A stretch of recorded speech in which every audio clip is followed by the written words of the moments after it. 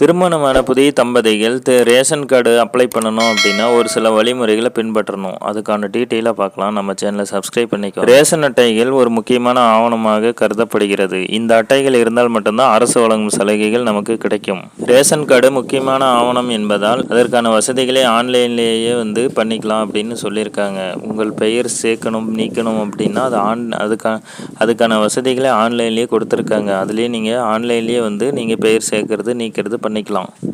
Ration card தொலைந்து விட்டாலும் அதற்கான வசதியும் ஆன்லைன்லேயே இருக்குது. அதன் மூலம் நீங்கள் புதிய ரேஷன் கார்டும் நீங்கள் அப்ளை பண்ணி வாங்கிக்கலாம். புதிதாக திருமணமானவங்க புதுசாக ரேஷன் கார்டு வாங்கணும் அப்படின்னா அவங்களுடைய பெயரை ரேஷன் கார்டில் ஆல்ரெடி இருக்கிற பெயரை நீங்கள் ரேஷன் கார்டிலிருந்து நீக்கணும். நீக்கினதுக்கு அப்புறம் தான் திருமணமான ஆண்கள் அவர்களுடைய ரேஷன் கார்டிலேருந்து அவங்க பெயரை நீக்கணும்.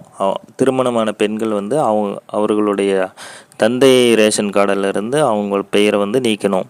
நீக்கினதுக்கு அப்புறம் தான் நீங்கள் புதுசாக ரேஷன் கார்டு அப்ளை பண்ண முடியும். அதன் பிறகு உங்களுடைய ஆதார் கார்டு இருவருடைய ஆதார் கார்டையும் நீங்கள் எடுத்துகிட்டு ஃபோட்டோ ஒருத்தர் யார் குடும்ப தலைவியாக நீங்கள் நியமிக்கிறீங்களோ அவங்களுடைய ஃபோட்டோ எடுத்துக்கணும்.